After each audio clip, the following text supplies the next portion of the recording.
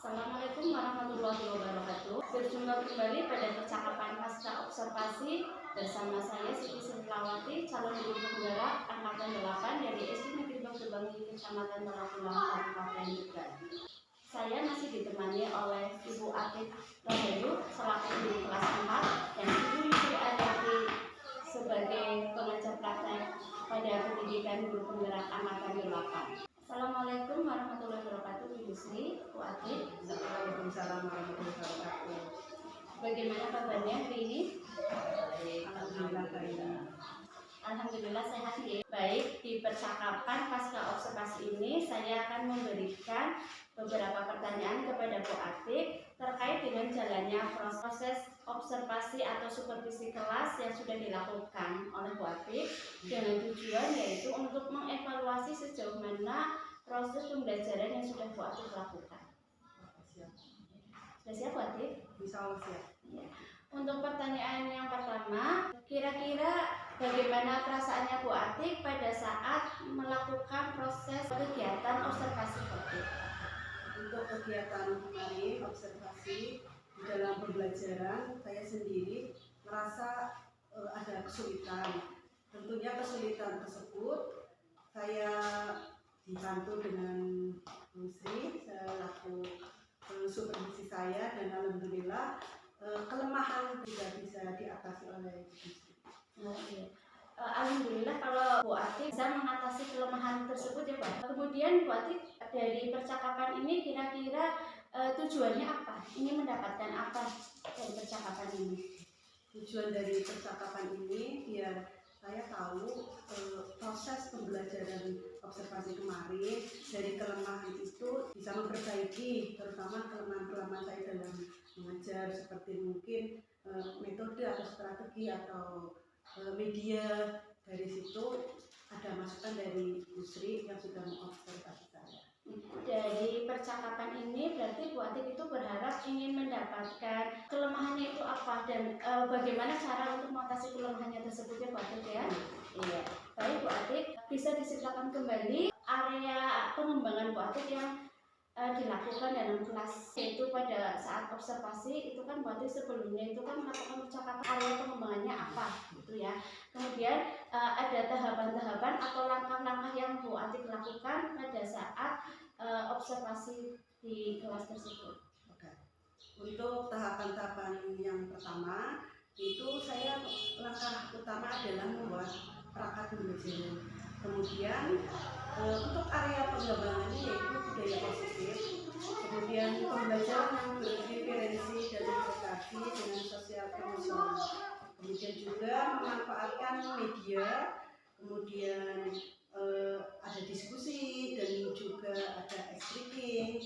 Sebelumnya waktu pembelajaran saya jarang menggunakan speaking.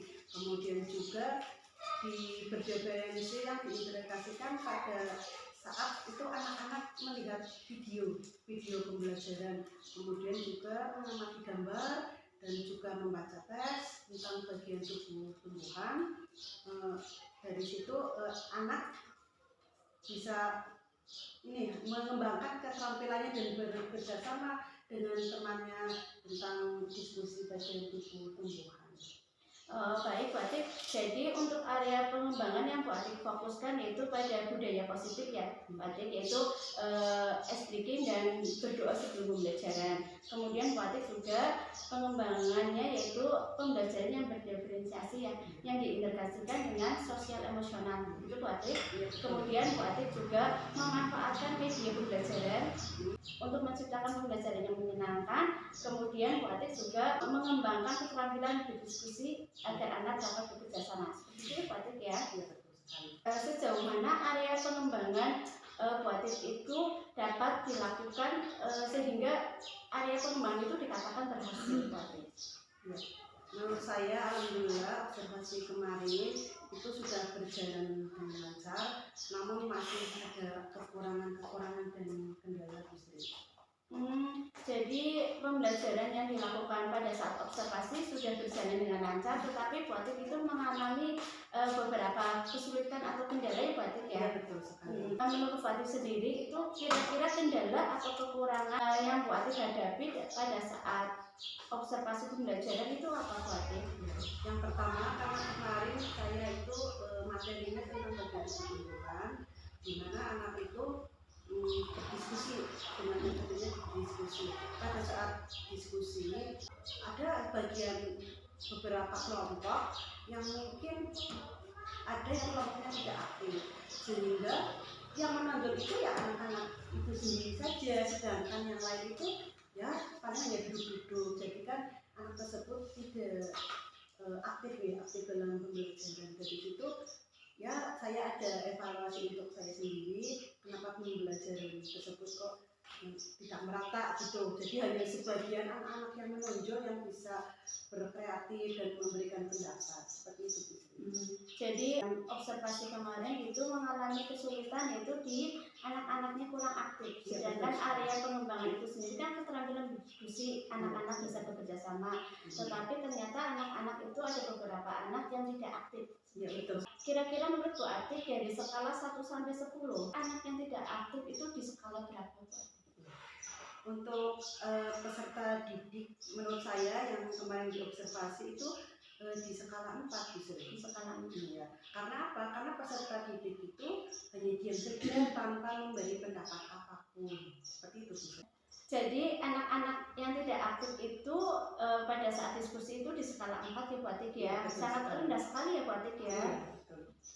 Kira-kira mengapa hal itu dapat terjadi Bu Atik? Mengapa mereka kurang aktif? Ya, pertama mungkin karena dalam kelompok diskusi tersebut anak masih kurang percaya diri. Kemudian anak tersebut mungkin bosan dengan kelompoknya itu, mungkin entah apa ketua kelompoknya itu tidak bisa memang mengajak bekerja sama, atau memang ada masalah dengan si kelompok tersebut. Jadi saya akan lebih menggali lagi tentang diskusi kelompok yang kemarin, kenapa kok ada sebagian yang tidak aktif seperti itu. Jadi kesulitannya yaitu anak-anak tidak aktif itu karena anak-anak itu merasa tidak percaya diri ya Bu Atik ya. Iya, betul. Kemudian dalam kelompok tersebut tidak ada yang mengajak untuk berdiskusi. Akhirnya anak-anak itu saja yang berdiskusi. Seperti itu ya Bu Atik ya. Kira-kira harapan Bu Atik itu di skala berapa biar anak-anak itu aktif dalam berdiskusi? Paling tidak di skala 9 bisa. Oh, Bu Atik berharap itu bisa naik di skala 9 ketika anak itu berdiskusi bisa aktif. Seperti itu Bu Atik. Karena berdiskusi itu sangat penting untuk menciptakan kerjasama Bu. Iya. Untuk meningkatkan di skala 9 itu, kira-kira rencana Bu Atik itu apa biar anak-anak itu bisa aktif dalam berdiskusi? Saya insya Allah akan melakukan pendekatan sesuai dengan karakter peserta didik. Kemudian juga saya akan memotivasinya untuk aktif dalam kegiatan diskusi, karena nilai diskusi tersebut bukan hanya satu orang tapi per kelompok itu Bu. Jadi rencana kedepan yang akan Bu Atik lakukan itu melakukan pendekatan kepada anak ya, sesuai dengan karakter anak tersebut.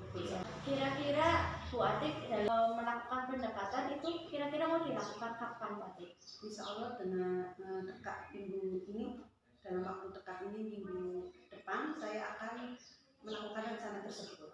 Jadi Bu Atik minggu depan akan melakukan pendekatan kepada anak supaya anak itu dapat aktif dalam diskusi seperti itu Bu Atik. Betul sekali. Baik Bu Atik, mudah-mudahan rencana Bu Atik dapat dilakukan dan direalisasikan dengan sebaik-baiknya dan secepatnya supaya nanti dalam pembelajaran yang Bu Atik lakukan itu dapat efektif. Kemudian apa komitmen Bu Atik terhadap rencana tersebut? Apa yang akan Bu Atik terapkan untuk rencana tersebut? Tentunya saya akan melakukan pendekatan dan motivasi secara terus-menerus dan konsisten sampai melihat ada perubahan pada peserta didik saya tersebut bisa.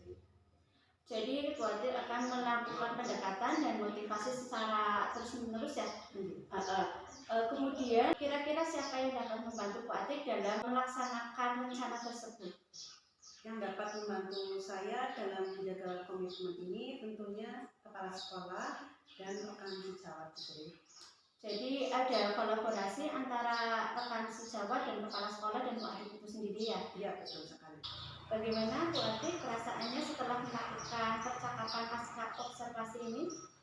Saya merasa senang, Bu Sri. Oh, jadi Bu Atik merasa senang dalam percakapan pasca observasi ini ya? Iya, betul sekali. Kemudian dari percakapan tadi dari awal hingga akhir, dapatkah Bu Atik menyimpulkan percakapan tadi dari awal hingga akhir, yaitu bagaimana inti dari percakapan pasca observasi ini? Baik, Bu Sri, hari ini saya belajar tentang coaching. Saya menemukan masalah bahwa pembelajaran saya itu ada kesulitan, diantaranya yaitu siswa belum semua dapat berdiskusi dengan baik. Artinya hanya anak-anak tertentu yang aktif dalam diskusi, sedangkan yang lain ini diam. Terus saya akan melakukan pembelajaran ke depan berdiferensi KSE dan SPG. Kemudian siswa juga melihat video pembelajaran. Nah, ini akan saya lakukan insya Allah dalam waktu dekat dengan bantuan kepala sekolah dan teman sejawat. Mudah-mudahan ide saya ini berjalan dengan lancar. Oh, jadi Bu Atik juga akan melakukan suatu rencana, kemudian juga akan berkomitmen akan menjaga rencana tersebut dan mengajak kolaborasi dengan kepala sekolah dan teman sejawat. Seperti itu Bu Atik? Ya, betul sekali, Bu Sri. Baik Bu Atik, terima kasih atas jawaban-jawabannya. Mudah-mudahan ini menjadi pelajaran buat kita semua supaya kita dapat memberi pembelajaran yang berpihak pada murid. Ya, betul sekali. Terima kasih Bu Sri dan Bu Sri. Baik, selanjutnya saya berikan kesempatan kepada Bu Yusri sebagai pengajar praktek untuk memberikan umpan balik dan tanggapan terkait jalannya kegiatan percakapan pasca observasi. Terima kasih kesempatan yang diberikan kepada saya. Saya hanya akan memberikan sedikit tentang P5 hari ini, yaitu tentang coaching atau aksi nyata 3.1 yang kepada Ibu Siti Srilewati bahwa beliau sudah sangat baik dalam melakukan coaching. Intinya beliau tidak mengurai atau tidak memberikan saran, tapi yang menemukan masalah Ibu Atik, yang menyelesaikan juga Ibu Atik, juga akan berkolaborasi dengan kepala sekolah dan rekan sejawat. Nah, ini yang diharapkan dari pembelajaran guru penggerak, bahwa mereka sudah dapat coaching dengan teman sejawat. Syukur-syukur tidak hanya hari ini, kedepannya semua dapat membantu. Barangkali teman-teman itu menemukan masalah, bisa berkonsultasi dengan Bu Sri. Mudah-mudahan ilmu yang kita peroleh saat pendidikan guru penggerak bisa bermanfaat untuk yang lain. Seperti itu ya Bu. Iya.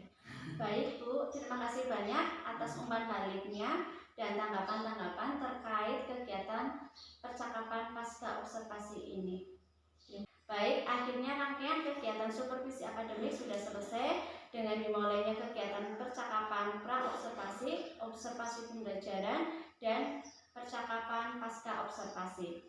Saya ucapkan terima kasih sebanyak-banyaknya kepada Ibu Yusri sebagai pengajar praktek pada pendidikan guru penggerak angkatan 8, dan kepada Ibu Atik saya juga ucapkan terima kasih karena sudah berkenan menjadi rekan sejawat saya dan meluangkan waktu untuk menjadi coach saya untuk melakukan supervisi akademik. Sama-sama, Bu Sri.